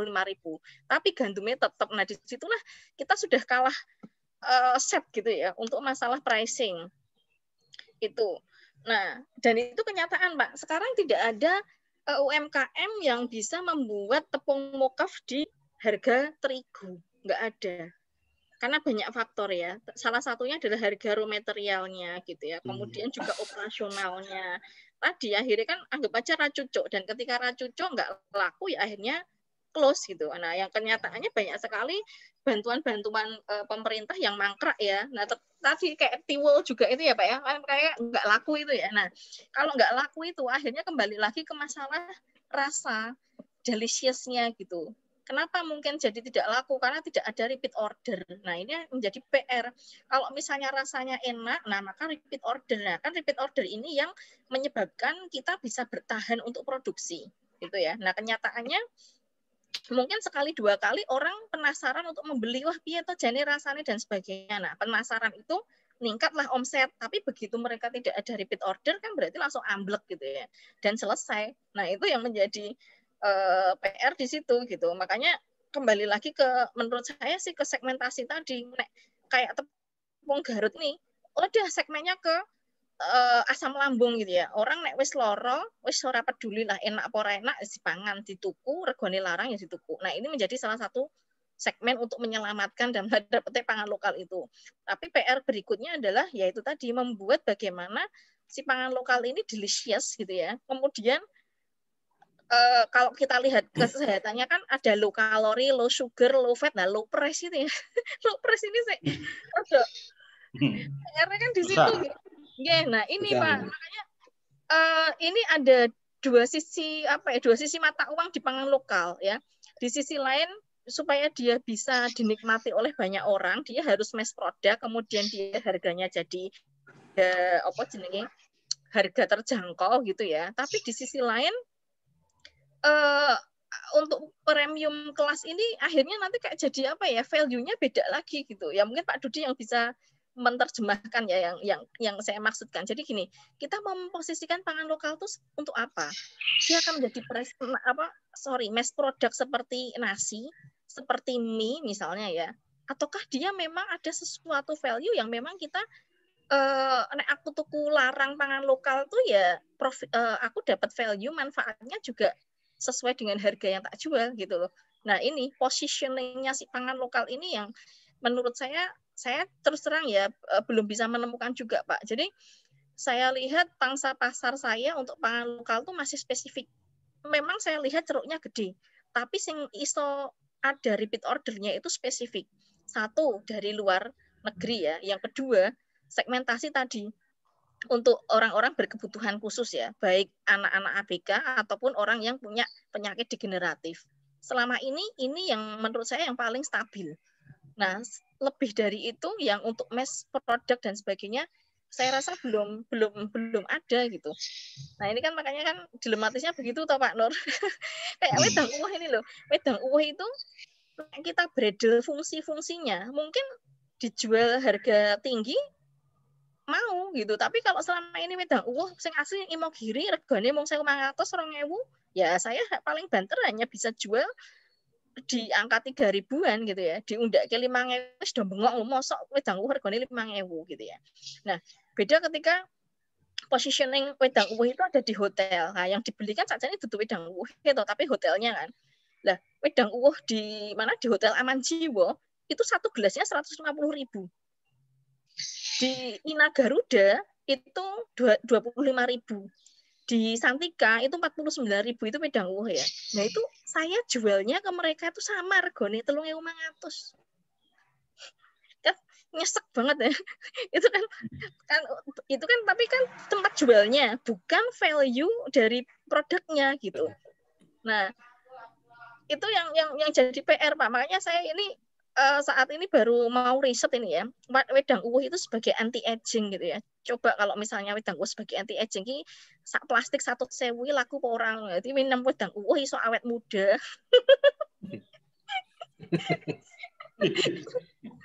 Jadi penasaran gitu loh kalau dikasih value itu apa yo iso sak gelas gitu 1.000 misalnya kayak gitu. Nah ini mungkin nanti Pak Dudi bisa menambahkan ya, karena kalau saya lebih dari sisi product knowledge-nya ke product develop-nya gitu ya. Tapi kalau dari sisi bisnis dan sebagainya itu ya itu tadi positioning-nya si bahan lokal, pangan lokal tuh mau dibawa kemana, ini yang akhirnya menjadi PR gitu.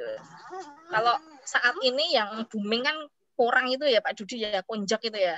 Si semua Pak Idi itu dengan omset bisa 800 juta mengdodolan porang. Nah, berarti kan di situ wah seolah-olah kan si porang ini ternyata yo kayak value itu, tapi tadi sing tiwul nyatane yo ora payu, malah gulung tikar. Nah, itu kan why-nya di situ belum ketemu saya juga benang merahnya bagaimana akan memposisikan pangan lokal ini. Ya, mungkin itu aja tanggapan dari saya. Monggo. Matur nuwun Mbak Sari. Jadi memang saya kira tadi memang masalahnya tidak hanya di supply, tapi demand tadi. Jadi bagaimana positioning-nya itu ya, kita di segmen mana posisinya itu akan menentukan willingness to pay. Jadi willingness to pay itu adalah kesanggupan seseorang untuk membayar itu.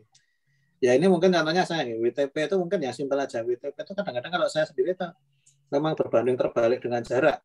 Kalau jarak dari rumah itu nggak terlalu jauh itu WTP-nya rendah, ini berarti makan biasa. Oh sekian jatahnya, misalnya 20.000. Tapi kalau jauh, itu kadang-kadang, oh ini aduh, larang sisan rapopo, cocok transport itu memang saya kira di sisi marketingnya perlu diinganu ini Mbak Sari, riset. Mungkin ya ada baiknya kalau misalkan kita bisa berkolaborasi, ya mungkin riset pun tidak harus yang tidak harus yang jaga ke dana grant yang sekarang itu kan eranya lebih digital, ada aneka macam Google Form macam-macam itu barangkali bisa membuat riset embrio dulu untuk memetakan itu yang sebagai risetnya itu, sehingga nanti kita bisa mapping sebetulnya bagaimana sih kaitannya dengan dari positioning tadi, posisinya di segmen mana sehingga ketemu willingness to pay-nya berapa, karena kita kalau menjual di tempat yang salah itu memang ya salah itu. Saya dengan Pak Aryo tadi mungkin seperti kayak di Kemcik itu ya. Kemcik sayur dijual murah gitu, malah rapayu, nggak percaya atau lagi murah ini tenanan organik orang gitu kan. Ya seperti tadi contohnya misalkan tadi betul sama-sama 3.500 di neng warung dengan apa ya karena ada unsur apa ya, orang itu membeli suasana juga mungkin prestisius gitu, jadi menjamu tahu sama-sama wedang wuh di mana misalkan di angkringan dengan yang di hotel bintang kelas 5 itu mungkin nilai jual bagi apa, mungkin dia kan dalam rangka ngelobi project juga terhadap seperti itu. Saya kira itu memang tidak bisa lepas dari apa ya, sudah hanya keluar tapi dia sandingkan dengan apa gitu segmennya gitu. Saya kira kan beda ya orang transaction cost-nya sama aja orang naik pesawat, kalau pakai duitnya sendiri dengan duit perusahaan kan beda. Menurut saya sudah kita yang bisnis kelas lah, yang Garuda yang di depan itu, karena bukan duitnya, dan ini adalah apa ya sudah, yang penting bukan masalah bagaimana berhemat tapi bagaimana bisa sama tadi. Kalau misalkan orang kuliner dengan duitnya sendiri dengan kuliner dengan ini adalah bagian dari pekerjaan atau project, maka beda. Yang penting bagaimana user itu bisa senang, happy dengan suasananya, kemudian terjadi closing. Nah ini saya kira perlu menurut saya perlu ada mapping tadi produk lokal itu apa saja. Tentunya produk lokal itu kan banyak ya. Nah, kemudian nanti arahnya kemana? Apakah segmen yang orang berkebutuhan khusus tadi karena penyakit, atau segmen yang orang tadi misalkan dia adalah bagian dari transaction cost tadi yang melobi project, gitu kan beda ya. Atau mungkin yang sehari-hari. Nah itu contohnya aja makan beda, makan di willingness to pay orang akan beda ketika makan di kantin kantor dengan weekend di akhir pekan, itu mesti beda. Kalau willingness to pay sehari-hari itu ya yang penting layak gizinya, nggak usah mahal-mahal gitu, karena sering. Tapi kalau kuliner orang akan membeli suasana segala. Nah ini bagaimana kemudian produk lokal itu masuk di antara sekian macam-macam apa ya segmen pasar itu, sehingga ketemu masing-masing posisi yang optimal sehingga pricing-nya itu bisa masuk itulah bisa pengusahanya happy darinya. Itu saya kira ya mungkin tantangannya. Ya mungkin satu lagi sebelum kita tutup.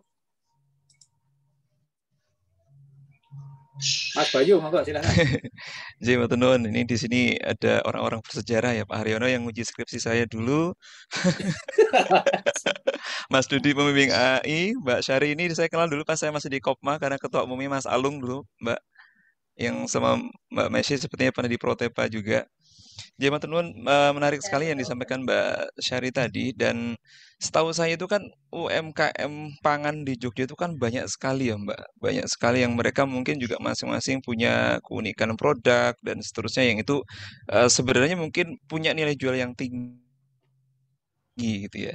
Nah, dari pengamatan Mbak Syari sejauh ini, sebenarnya apa sih sebenarnya yang menjadi kendala dari teman-teman UMKM ini menurut Mbak Syari yang sebenarnya mungkin mereka punya potensi tapi kok nggak berkembang? Apa perlu dibuat semacam lembaga khusus yang mungkin menjadi pemersatu di tiap wilayah atau tiap desa mungkin yang jadi kaitannya dengan siklus antara petani, produsen dan pemasar tadi gitu. Karena kan menurut saya kalau produsen gabung juga dia memasarkan, dia juga masih ngolah bahan baku, itu kan kayak banyak sekali gitu yang harus dia lakukan gitu ya. Artinya apakah perlu memang yang menjadi solusi untuk teman-teman UMKM ini ada yang memang dia fokus memproduksi bahan bakunya, ada yang dia memproduksi diolah menjadi bahan yang siap jual, dan ada yang dia mau fokus untuk memasarkan sendiri. Nah, dari pengalaman Mbak Sari ini seperti apa Mbak? Matur nuwun.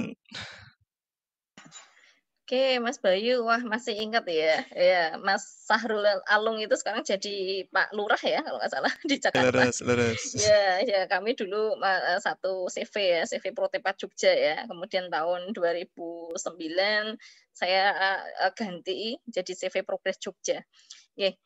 Karena setelah gempa itu ya, jadi saya sempat terpuruk juga tahun 2006.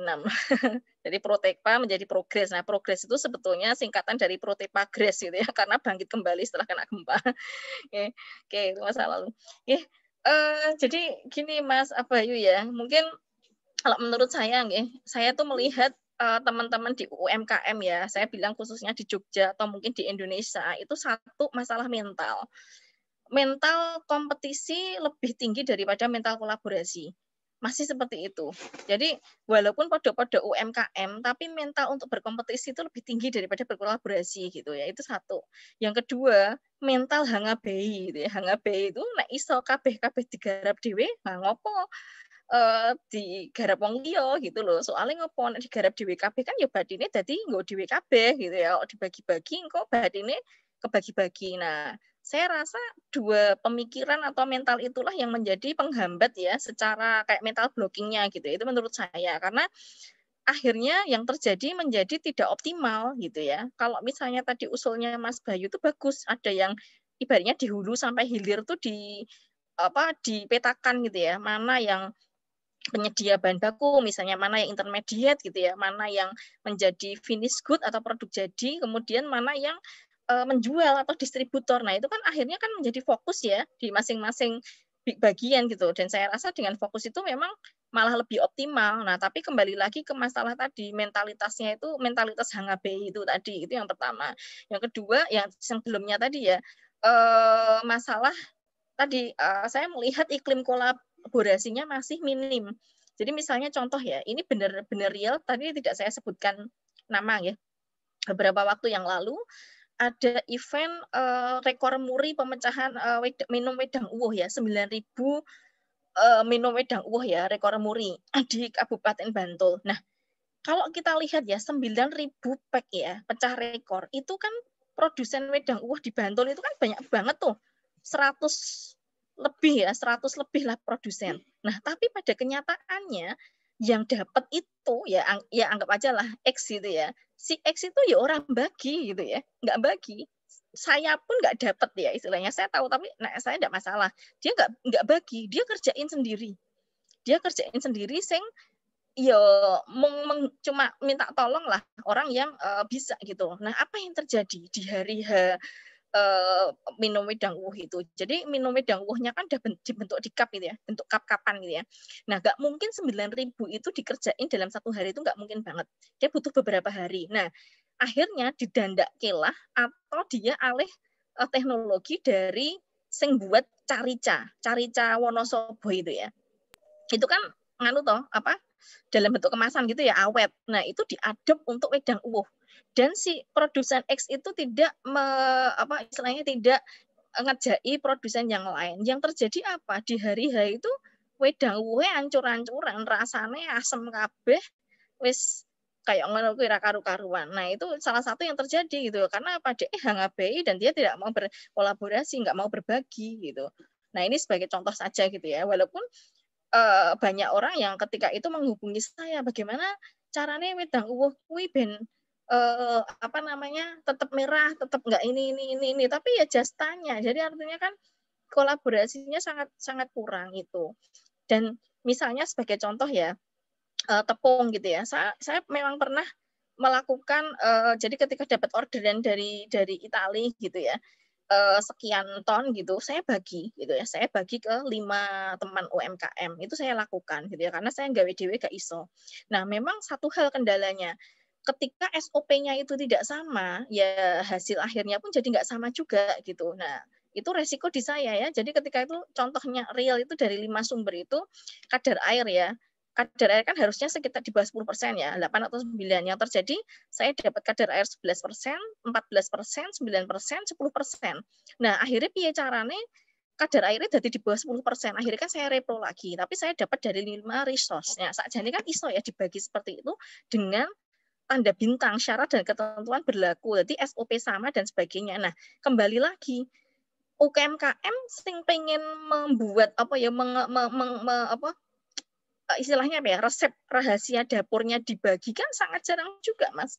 Istilahnya gitu loh. Nah, iso garap dhewe gitu loh. Nah, itu kan menurut saya apa ya? Ya kendalanya seperti itu gitu. Kalau saya ya saya bagi saya sama karyawan gitu kan bisa ya memang resikonya akhirnya kayak bakpia gitu ya, akhirnya karyawan keluar dia bikin produk baru yang akhirnya menjadi saingan. Nah, itu kenyataannya seperti itu. Jadi kompetisinya lebih tinggi daripada kolaborasi kalau menurut saya. Nah, ngerti ya, itu memang mental dan cara berpikir itu menurut saya yang jadi kendala yang pertama gitu ya. Nah, kemudian yang kedua juga permasalahan pasar, yang jelas pasar ya. Kemampuan UMKM kita untuk produksi itu insya Allah tidak diragukan lah. Nek dari itu iso lah harus ditekan itu, tapi bagaimana dia memasarkan itu yang belum bisa menurut saya di situ. Itu memang pasar menjadi ujung tombak gitu ya. Itu Mas menurut saya. Jadi memang butuh tadi sebetulnya memang perusahaan yang memang ada khusus produsen, ada yang khusus distributor, kayak gitu memang bagus, memang seperti itu, jadinya fokus. Kalau garap dari A sampai Z HBHI itu ya lelah dan memang nggak optimal sih. Ya saya sendiri pun kan kayak ekspor itu ya, saya nggak ekspor sendiri juga gitu, saya pakai pihak ketiga gitu, jadi saya hanya membuat saja sampai produk jadi gitu ya, seperti itu. Ada juga yang modelnya saya sampai mengemas saja misalnya kayak gitu ya, sebetulnya lebih efektif sih kalau kita SOP-nya bagus sih gitu, Mas Bayu mungkin ya. Mbak Sari matur nuwun sangat. Matur nuwun, menarik sekali ya. Saya kira memang ini bisa menjadi sebuah serial discussion atau riset bahkan. Karena permasalahannya ternyata sampai Z ya, dari sisi supply tapi juga macam-macam stabilitas harga raw materialnya. Kemudian ini tadi yang saya kira mungkin saya sering sampaikan Mas Bayu, nanti kalau di UMKM itu manajemen ego itu penting Mas. Nanti gimana bahasa hipnoterapinya saya nggak tahu dari sisi NLP nanti. Karena seperti tadi dikatakan Mbak saya HKBI tadi serakah itu. Jadi karena kita serakah pengen di HKBI sehingga kemudian skala produksinya menjadi kecil itu ya. Saya kira tidak optimal, sehingga kalau skala produksi kecil ya saya kira kemudian dari sisi cost-nya menjadi tinggi gitu kan, fixed cost-nya terlalu gede gitu, sehingga nanti seperti yang tadi mungkin di kasus yang ada tadi ya Mokaf tadi ya, Mokaf bagaimana gandum bisa stabil dengan ya mungkin karena skalanya beda, skala korporasi barangkali salah satu faktornya ada korporasi yang dia adalah bermain pada skala perusahaan multinasional, bahkan dia tidak hanya di satu negara gitu. Nah, sementara kemudian kita UMKM yang baru merintis timik-timik kemudian seperti itulah, saya kira itu jadi PR kita bersama. Saya kira mungkin ada baiknya kalau Smetsi memang kita punya fokus jadi fokus arah kemana gitu, jadi tidak bingung terus termasuk ini juga UMKM di IAIF kita fokus pada yang lokal produk ini. Saya kira ini banyak sekali tantangannya. Oke, ini saya kira menarik sekali kalau dilanjutkan, nanti tidak selesai ini sudah adzan asar. Saya kira tidak ada yang bisa disimpulkan dari ini, kesimpulannya banyak sekali karena nanti masih perlu jalan panjang ya. Saya kira nanti serial discussion, riset dan kemudian sehingga bagaimana produk-produk lokal itu bisa ketemu antara supply dan demand-nya, bukan kemudian yang teko-teko seperti toko itu tidak gayung bersambut ya. Kita punya idealisme kemudian barang yang green, yang kemudian yang health, tapi kemudian ketemu dengan demand yang itu ternyata jauh di sana, yang transaction cost-nya tinggi, sementara yang di dekat-dekat kita yang itu ya seleranya micin gitu kan. Nah itu saya kira mungkin education juga untuk konsumen itu saya kira menjadi hal yang penting. Jadi mungkin harus ada tadi semacam kayak yang keren tuh yang pangan lokal tuh, pangan impor tuh nggak keren sebetulnya. Dan bahasa halus saja saya kira pendekatan kultural tidak perlu struktural, harus nggak jalan. Jadi bagaimana yang keren tuh yang lokal, bagaimana yang keren tuh yang sehat, yang masih jadi tantangan kita bersama dari sisi mindset. Oke, mungkin itu ya. Terima kasih sekali Mbak Sari, diskusinya hari ini sangat-sangat menarik. Insya Allah mungkin semoga bisa kita tindak lanjuti di kegiatan SMART ini dengan bentuk-bentuk lain yang lebih konkret.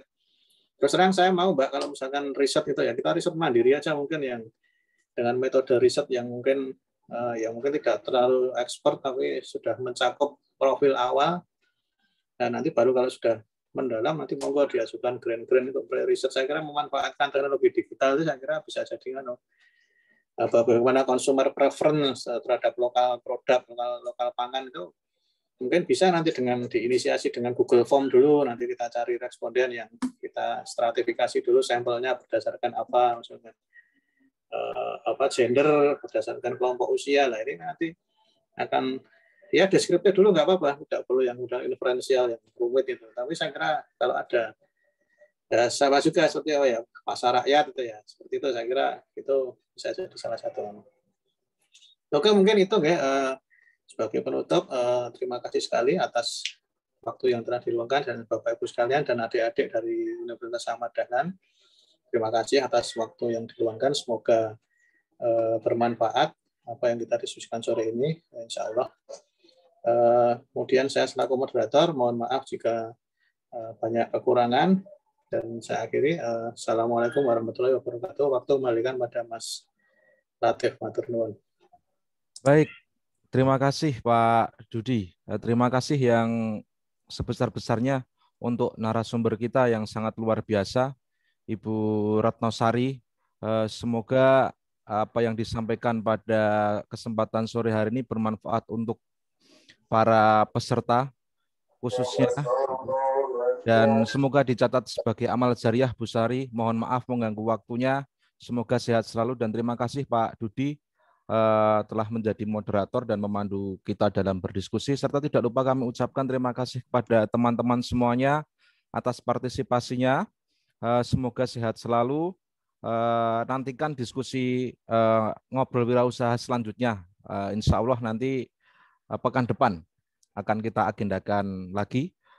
Banyak salahnya dari saya, mohon maaf yang sebesar-besarnya dalam membawakan acara pada kesempatan sore hari ini. Terima kasih, sampai jumpa di pertemuan selanjutnya. Wassalamualaikum warahmatullahi wabarakatuh.